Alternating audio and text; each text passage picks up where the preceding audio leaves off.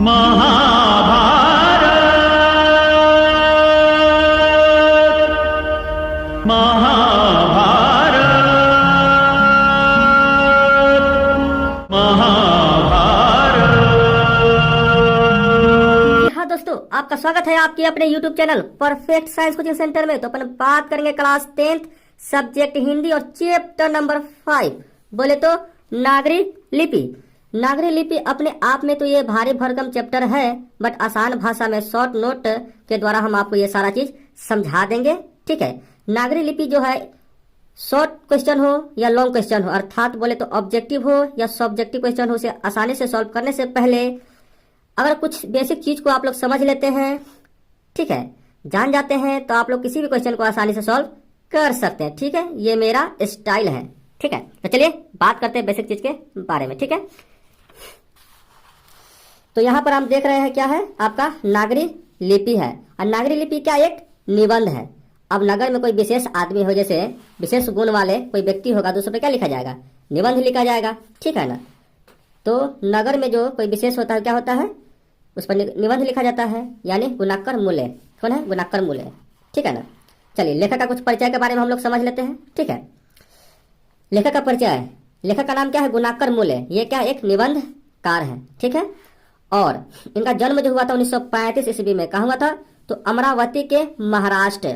महाराष्ट्र की राजधानी कहाँ है, तो मुंबई है। ठीक है, अमरावती में इनका जन्म हुआ था। और प्रारंभिक शिक्षा जो है ग्रामीण के परिवेश अर्थात मराठी भाषा में वहां पर शिक्षा ग्रहण किए थे। ठीक है, उसके बाद अंग्रेजी व हिंदी की पढ़ाई वर्धा में किए थे। ठीक है, मैट्रिक से एमए तक की पढ़ाई जो है गणित से किए। अब बताइए, ये गणित से पढ़ाई किए और निबंध लिखते हैं, क्या बात है।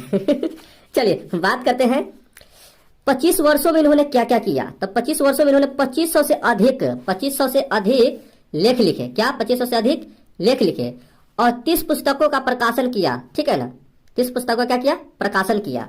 चलिए, इनका जो मृत्यु होता है 2009 ईस्वी में होता है। ठीक है, ये काफी इंपॉर्टेंट है, ये भी पूछ देता है और ये भी पूछ देता है। ठीक है ना, और ये इनका नाम क्या है और जन्म कब हुआ है, ये सब पूछ देता है। ठीक है, इसे आप लोग याद कर लीजिएगा।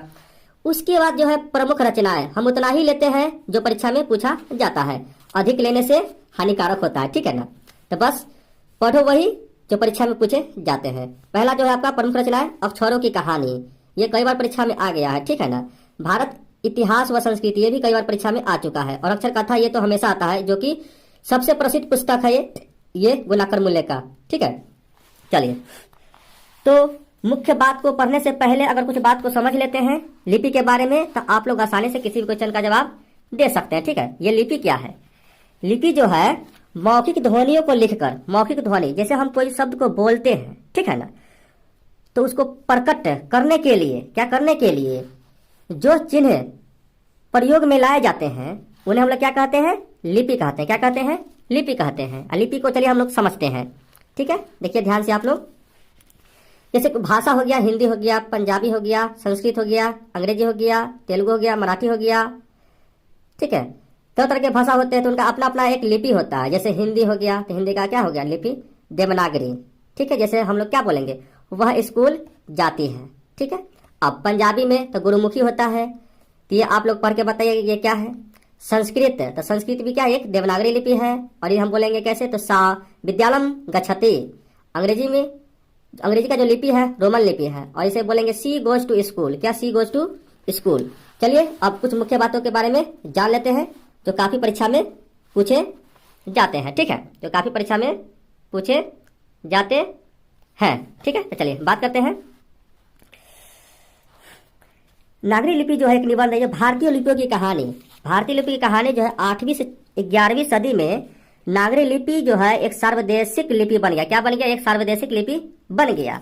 ठीक है, 2000 वर्ष पहले इसके टाइप बने थे। किसका, तो देवनागरी लिपि के। जैसे हिंदी हो गया, मराठी हो गया, नेपाली हो गया, गुजराती हो गया, सब क्या है आपका देवनागरी लिपि है। ठीक है, उसके बाद अन्य कुछ भाषाएं और उनकी लिपियां। ठीक है, इसको समझ लेते हैं। जैसे फ्रेंच हो गया, जर्मन हो गया, तो सब क्या है, रोमन है, जो बाएं से दाएं की ओर लिखा जाता है। जैसे हम लोग बाएं से स्टार्ट करते हैं और दाएं की ओर जाते हैं, ऐसे ऐसे स्टार्ट करते हैं दाएं की ओर जाते हैं। ठीक है ना, नेपाली, मराठी, ये सब क्या है देवनागरी लिपि है, जो बाएं से दाएं की ओर लिखा जाता है। ठीक है, अरबी हो गया तो अरबी लिपि है, और ये क्या होता है, उल्टा लिखा जाता है, उल्टा ऐसे। जैसे उर्दू हो गया, फारसी हो गया, सब क्या होता है, उल्टा लिखा जाता है, बाई से दाई की ओर लिखा जाता है, उल्टा।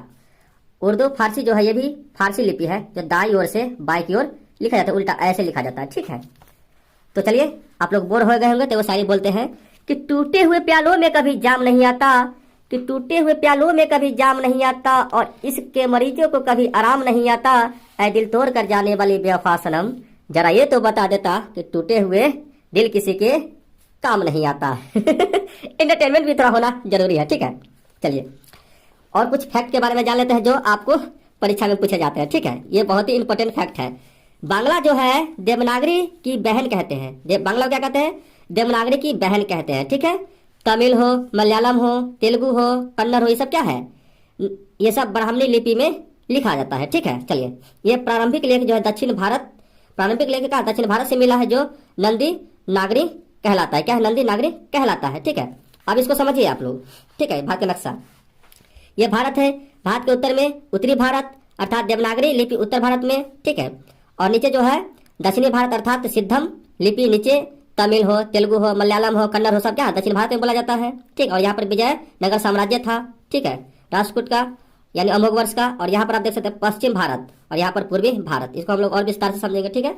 चलिए, कोंकण के शिलालेख राष्ट्रकूट विजयनगर के शासकों का लेख जो है नंदी नागरी है, ठीक है। राष्ट्रकूट का जो उस समय राजा था वो कौन था, अमोघ वर्ष था, ठीक है। और उनका जो लेख मिला है वो नंदी नागरी लिपि में मिला है, ठीक है। चलिए, 11वीं शताब्दी की सिक्कों पर जो था नागरी लिपि लिखा था, नागरी लिपि लिखा था, ठीक है। चलिए, बात करते हैं 12वीं शताब्दी के सिक्के पर जो है वीर केरलस्य लिखा था, जो केरल के शासकों द्वारा लिखा गया था सिक्कों पर, ठीक है। क्या लिखा गया था सिक्कों पर, केरलस्य, केरलस्य, ठीक है, 12वीं शताब्दी के सिक्कों पर, ठीक है। उसके बाद अकबर ने सिक्कों पर राम सीता की आकृति बनवाए, अर्थात सिक्कों पर क्या लिखवाए थे, राम सिए, क्या लिखवाए थे, राम सिए लिखवाए थे, राम सिए लिखवाए थे सिक्कों पर, ठीक है। उसके बाद उत्तर भारत में नागरी लिपि को, यहाँ पर आप देख सकते हैं उत्तर भारत में नागरी लिपि को क्या कहा जाता है, तो देवनागरी लिपि कहा जाता है। क्या कहता है, देवनागरी लिपि कहा जाता है, ठीक है। उसके बाद कोई पूछ दे कि दक्षिण भारत में क्या कहता है, तो सिद्धम लिपि का, क्या सिद्धम लिपि कहा जाता है, ठीक है। चलिए, आगे बात करते हैं। 8वीं सदी में इसका प्रचलन हुआ था, बहुत प्रचलन होता है किसका, तो नागरी लिपि का प्रचलन हुआ था, ठीक है। चलिए, अब उत्पत्ति में मतभेद है। नागरी लिपि का जो उत्पत्ति हुआ तो उत्पत्ति में भी कई तरह के मतभेद है। जैसे गुजरात के नागर ब्राह्मण जो है वो कहते हैं कि नागर से, गुजरात के जो नागर है वहां से नागर लिपि का उत्पत्ति हुआ है। और काशी के लोग जो कहते हैं कि काशी में इसका प्रयोग हुआ है। और एक ग्रंथ जो है पादतारित कम नामक ग्रंथ जो उसमें लिखा है नागर लिपि के बारे में, ठीक है। तो ये आपका ये हो जाएगा काशी में प्रयोग हुआ था, ठीक है। ये आपका विशिष्ट है, मतलब ये विशेष है, ठीक है। उसके बाद 14वीं से 15वीं सदी के विजयनगर के शासकों ने सिक्कों पर क्या किया था, नंदी नागरी लिखवाया था, ठीक है। उसके बाद श्रवण बेलगोला जो है कर्नाटक, ठीक है, कर्नाटक यानी जैन धर्म का है, तो गोमतेश्वर की मूर्ति है वहां पे, ठीक है। इसको भी आप लोग याद कर लीजिएगा, वेरी वेरी इंपॉर्टेंट है। और कुछ शब्द जो है आपके नागरी लिपि में दिया गया है जो जानना बहुत जरूरी है। टकसाल का अर्थ होता है सिक्का, और सिद्धम का जो अर्थ होता है एक प्रकार की लिपि, सिद्धम, ठीक है। ये सिद्धम आपका दक्षिणी भारत में है और देवनागरी लिपि जो आपका उत्तरी भारत में है, ठीक है। तो चलिए अब क्वेश्चन को हम लोग सॉल्व करते हैं, ठीक है। क्वेश्चन आपका क्या है, यहाँ पर आप देख सकते हैं, गुलक्कर मुले ने मिडिल स्तर की पढ़ाई किस भाषा में की, तो वो महाराष्ट्र से, इसलिए मराठी भाषा में पढ़ाई की है। फिर अगला क्वेश्चन, मुले ने अंग्रेजी व हिंदी की पढ़ाई कहाँ पर की, तो वर्धा में की, ऑप्शन नंबर सी। नेपाली भाषा किस लिपि में लिखी जाती है, तो देवनागरी लिपि, आपको बताया है नेपाली, मराठी, गुजराती सब क्या है, देवनागरी लिपि है। ये जो है, ये जो अक्षर है का संबंध वर्तमान में किस भाषा से है, तो किस भाषा से है, तो मराठी से है, ऑप्शन नंबर बी। बांग्ला लिपि प्राचीन, दिखाई दे रहा, हाँ दिखाई दे रहा, चलिए। बांग्ला लिपि प्राचीन नागरी लिपि की क्या है, तो बहन है। आपको बोले ना कि बांग्ला जो है क्या है, नागरी लिपि की बहन है। केरल के शासकों के द्वारा सिक्कों पर वीर केरलस्य शब्द किस लिपि में लिखी गई है, तो आपको बताया है केरलस्य जो है वीर किस लिपि में लिखी गई है, तो आपको क्या पता है, नागरी लिपि में, ठीक है। Option number A. चलिए, ऑप्शन नंबर आपका क्या है, ए है, ठीक है। क्वेश्चन नंबर 7 में क्या कहता है कि पहले किन राजाओं के लेखकों की लिपि को ही नंदी नागरी नाम दिया गया था, तो विजयनगर के राजाओं को, ऑप्शन नंबर बी। अब क्वेश्चन नंबर आपका 8 है। टकसाल का संबंध जो है किससे है? तो सिक्कों से आपको बताया है। श्रवण बेलगोला स्थानीय संबंध किससे है? तो जैन धर्म से आपको बताया है।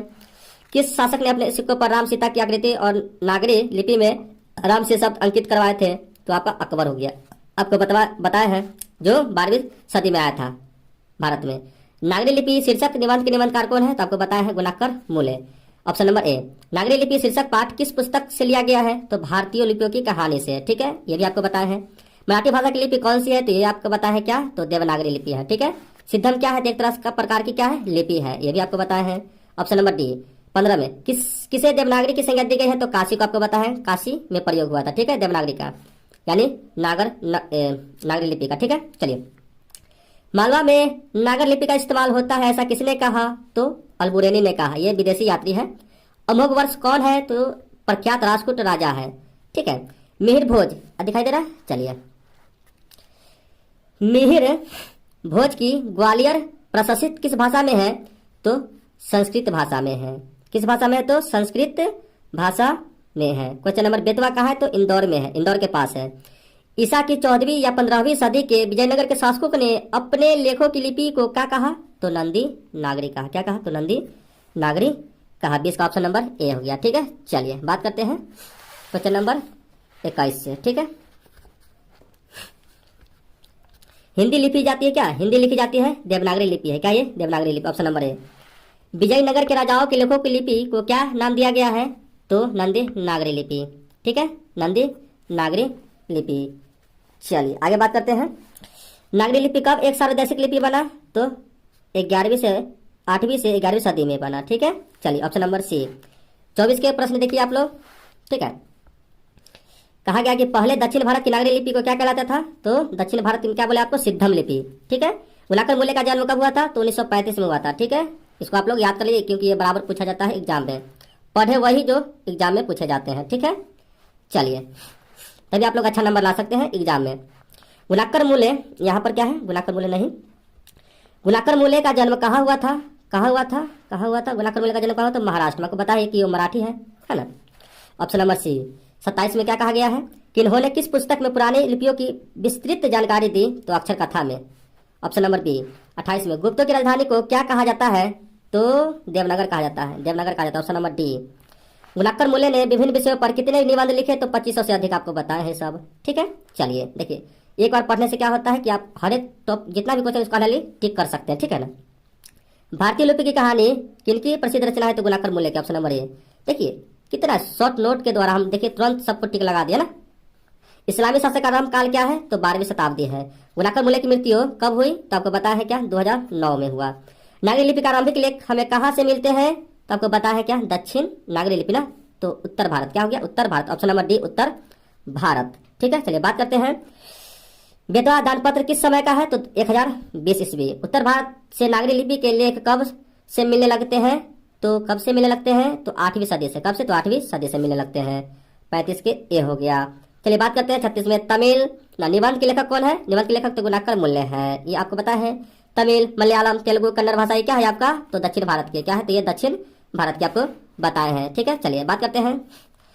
रामायण की रचना किस भाषा में की गई है? तो रामायण की रचना जो है आपका संस्कृत में किया गया। किसमें? तो संस्कृत में किया गया है। ठीक है, चलिए बात करते हैं। आप यहाँ पर देख सकते हैं 39 में। नागरी लिपि शीर्षक पाठ साहित्य की कौन सी विद्या है? तो आपको बताया है क्या है? निबंध है। क्या? निबंध है। दक्षिण भारत की नागरी लिपि को क्या कहते हैं? तो आपको बताया है क्या? आपको क्या बताया है? 40 का आंसर जो है आपको बताया है Nandi Nagari. Option number C. चलिए देखते हैं 10वीं 11वीं सदी में किस रचना ने भारत यूरोप के बीच व्यापार संबंध के बारे में बताया? तो पद्मावत के। दक्षिण भारत में द्रविड़ भाषा परिवार की कौन सी भाषा सबसे अधिक प्राचीन है? तो तमिल है। Option number A. 43 में क्या कहा गया है कि सरहपाद की कृति जो है ये आपको नहीं बताया है ना। चलिए बता देते हैं। देखिए यहाँ पर कहा गया हाँ, या देखिए हिंदी में नोट में लिखल है यहाँ पर। ठीक है, नोट में कि हिंदी में आदि कवि जो है किसे कहा जाता है? तो सरहपाद को कहा जाता है, जो दोहा कोश का निर्माण किया था। ठीक है ना, दोहा कोश। ठीक है, चलिए तो सरहपाद की कृति जो है क्या है? दोहा कोश है। ठीक है, चलिए क्वेश्चन नंबर 44 में क्या कहा? दोहा कोश किसकी रचना है? तो सरहपाद की है। और ये लास्ट जो है आपका 45, ये कमेंट बॉक्स में आप बताइए कि इसमें से आंसर को आदि कवि कौन है, आपको बताए हैं तुरंत। चंदर बरदाई, अमीर खुसरो, बिहारी लाल या सरहपाद, कौन है इसमें से आंसर सही है? तो आप लोग इसे कमेंट करके जरूर कमेंट बॉक्स में बताएं, ठीक है। और ये मेरा प्रयास आपको कैसा लगा आप लोग कमेंट करके बता सकते हो, और अपने मित्रों में शेयर करके उन्हें भी लाभ पहुंचा सकते हैं, क्योंकि एग्जाम नजदीक है। तो फिर मिलते हैं नेक्स्ट में, जब तक लिए जय हिंद।